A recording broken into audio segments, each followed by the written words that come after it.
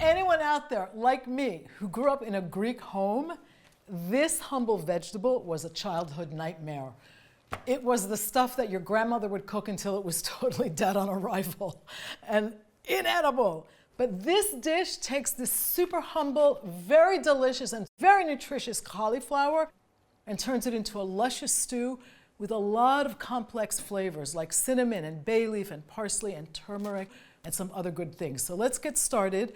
It calls for sun-dried tomatoes. It calls for 3 different kinds of tomatoes actually, sun-dried, tomato paste, and chopped tomatoes.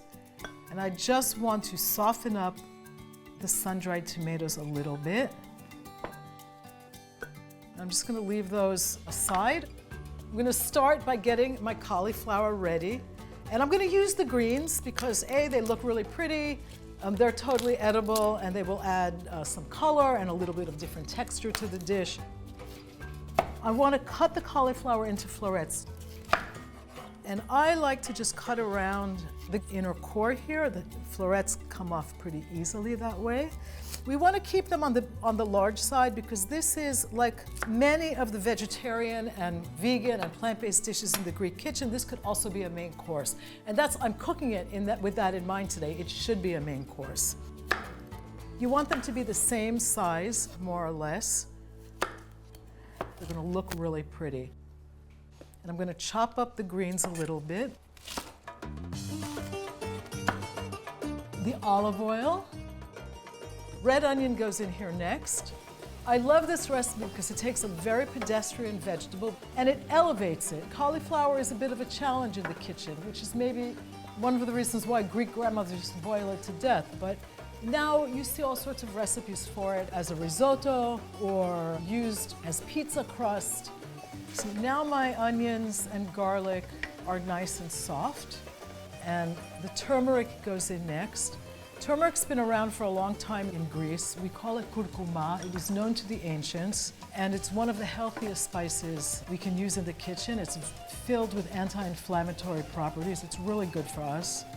The tomato paste goes in next.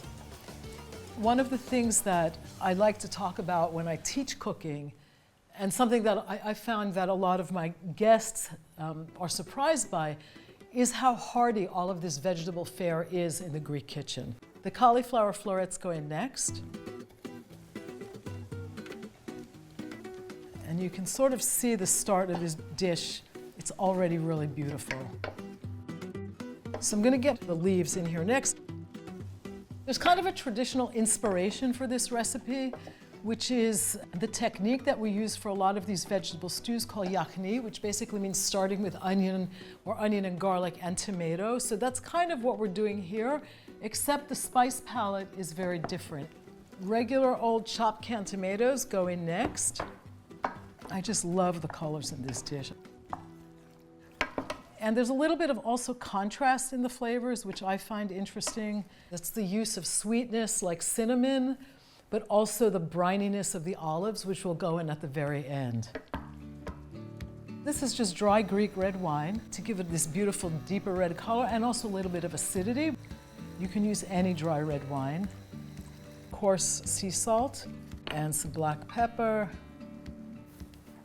A cinnamon stick, which is something that we marry very often, we pair very often with tomato-based vegetable dishes and tomato-based sauces in general.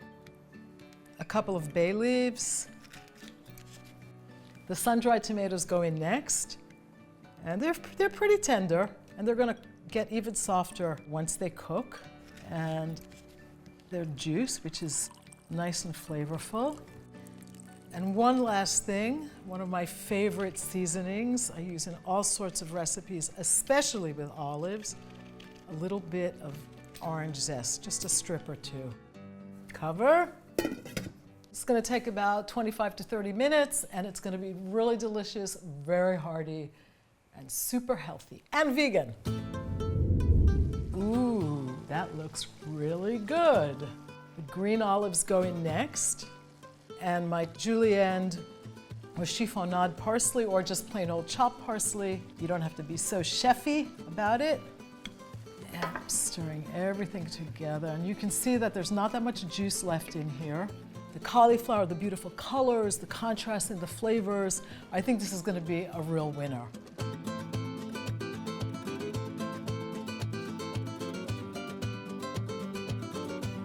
This is main course Greek vegetable cooking at its absolute best.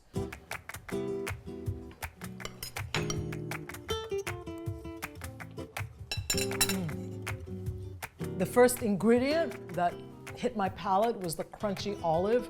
The cauliflower is very tender, which is what we want. There's this beautiful underlying orange perfume going on in this dish, and the cinnamon is very subtle.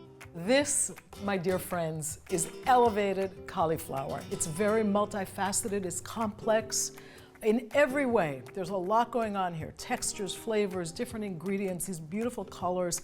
Just look at this dish, it's gorgeous.